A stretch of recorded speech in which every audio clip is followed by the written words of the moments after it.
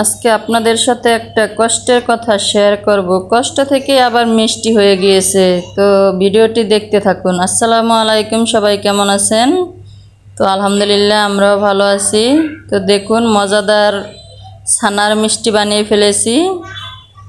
তো ভিডিওটি দেখতে থাকুন, আপনারাও বানায় খেতে পারবেন এভাবে।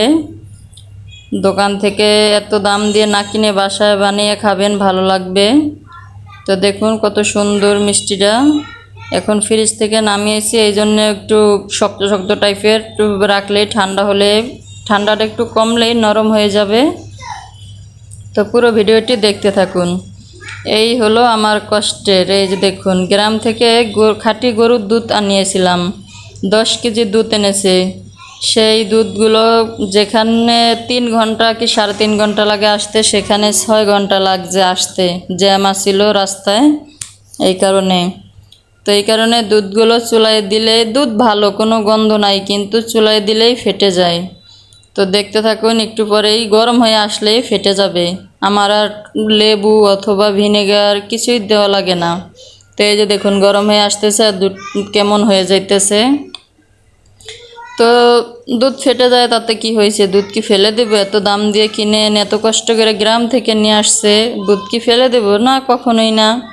তো এই দুধ দিয়েই মজাদার মিষ্টি বানিয়ে ফেলবো। আর এই যে দেখুন, দুপুরে 1 লিটার দুধ করছিলাম, ওইতে এতটুকু ছানা হয়েছে। তো এই তো এটা থেকেও ছানা বের হইতেছে, আস্তে আস্তে ছানাটা বের হইতেছে। তো ভিডিওটি ভালো লাগলে সবাই লাইক, কমেন্ট, শেয়ার করে দিবেন ও সাবস্ক্রাইব করে দিবেন। ফেসবুক থেকে দেখলে ফলো করে দিবেন। এই তো দেখুন, এটা দিয়ে আমি সেঁকে নিয়েছি ছানাগুলো, এতটুকু ছানা হয়েছে। তো এই ছানাতে আমি এখন অ্যাড করব, এটাতে গুঁড়ো দুধ আর চিনি অ্যাড করলেই হবে, আর কিছু আর লাগবে না। তো আপাতত 1/2 কাপ গুঁড়ো দুধ দিয়ে দিচ্ছি। তো 1/2 কাপ দুধ আর 1/2 কাপ চিনি। চিনির পরিমাণটা কমই দেব, কারণ ছানার মিষ্টিতে চিনিটা কমই হয়, মিষ্টিটা একটু কম হলে ভালো লাগে। তো এই তো 1/2 কাপ চিনি, এটা দিয়ে ভালোভাবে, চিনিটা দিলে কিন্তু একটু পানি বের হবে, সেটাকে জাল দিয়ে শুকিয়ে নিতে হবে। তো একেবারে শুকিয়ে নেব। তো এই তো জাল দিয়ে দিতে দিতে শুকিয়ে নিতেছি ভালোভাবে। পানিটা শুকিয়ে গেলে নামিয়ে নেব। তো এই তো আমার জাল দেওয়া হয়ে আসছে। দেখুন, এখন হালকা হালকা পানি আছে, এটাও শুকিয়ে নেব। তো দেখুন, আপনাদের কার সাথে এরকম হয়েছে কমেন্টে জানাবেন। তো আমার এইবারই প্রথম হলো একসাথে 10 কেজি দুধ। তো আরও ভিডিও রেসিপি পাবেন। তো এই তো আমি একটা স্টিলের প্লেট নিয়ে নিয়েছি, এখানে ছানাগুলো সবগুলো ঢেলে দেব।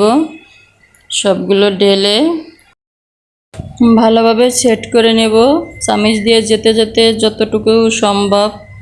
তো তাহলে ছানার মিষ্টিটা ভালো হবে, ভালোভাবে খামির খেয়ে থাকবে।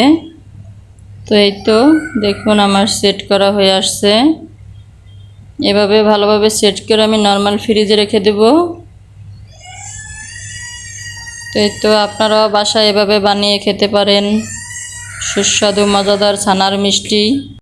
সামনে আরও মিষ্টির রেসিপি পেয়ে যাবেন।